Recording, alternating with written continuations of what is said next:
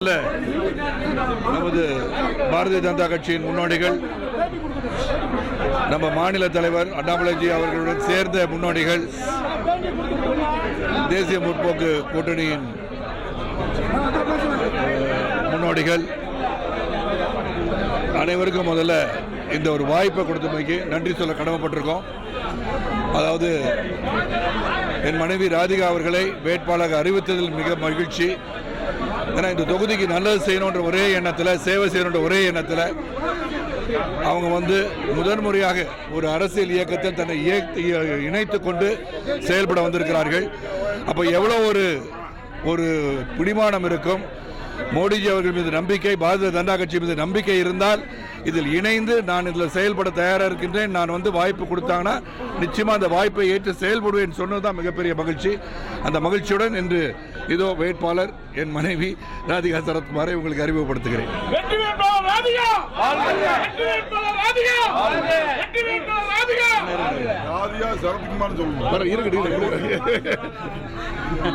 எல்லாருக்கும் வணக்கம்.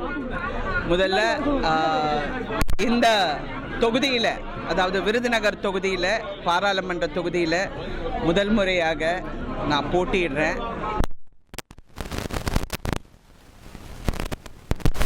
நான் நன்றி சொல்ல கடமைப்பட்டிருக்கேன்.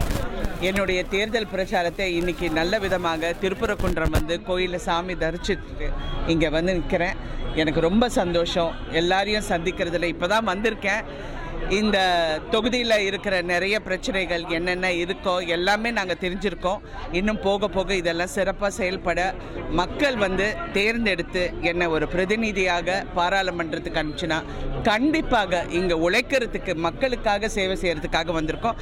அதனால் கண்டிப்பாக எல்லாரோட துணையுடன் நாங்கள் சிறப்பாக செயல்படுவோம். எல்லாருக்கும் முதல்ல நன்றி. இந்த உற்சாக வரவேற்புக்கு நான் நன்றி சொல்ல கடமைப்பட்டிருக்கேன்.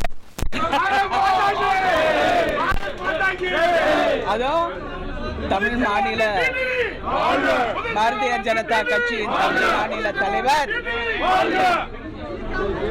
பாரதிய ஜனதா கட்சியின் தமிழ் மாநில தலைவர் அண்ணாமலை அவர்களின் ஆசியுடனும் அவருடைய உற்சாகத்துடன், அவர் எப்படி வேலை செய்யறாரோ அதை விட பல மடங்கு நாங்கள் வேலை செய்யணும் அப்படின்னு கூறி நீங்க எல்லாரும் தாமரைக்கு மறக்காம தாமரைக்கு வாக்களிங்க.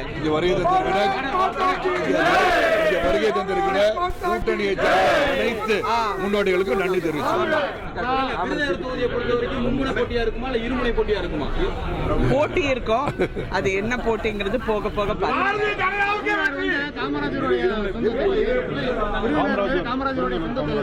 அப்போ உங்களுடைய பிரச்சாரம் எப்படி இருக்கும்? எனக்கு விருதுநகர் புதுசு இல்லைங்க. என் கணவர் அவர் அவ்வளோ பெரிய மணிமண்டபம் கட்டுறதுக்கு அவ்வளோ பெரிய முயற்சி எடுத்திருக்காரு. அது சிறப்பாக முடிக்கணுங்கிறதுக்கு நாங்கள் எவ்வளோ ரொம்ப நல்லா அது வந்துகிட்டு இருக்கு. அதுவே எங்களை பெருந்தலைவருக்கு நாங்கள் காட்டுற மிகப்பெரிய மரியாதை. அதனால பெருந்தலைவர் வழியில தான் நாங்கள் எல்லாரும் நடந்துக்கிட்டு இருக்கோம். அந்த அது எப்பவுமே நாங்கள் கைவிட மாட்டோம். அதுதான் முக்கியமாக சொல்லணும். விருதுநகர் தொகுதியில் நிறைய செய்யறதுக்கு நிறைய வாய்ப்புகள் இருக்கு. நிறைய செய்யாம விட்டுருக்காங்க. அதெல்லாம் சிறப்பாக செஞ்சு முடிப்போம். மேனிஃபெஸ்ட் இன்னும் ரிலீஸ் ஆகல. ரிலீஸ் ஆன உடனே நாங்கள் சொல்றோம்.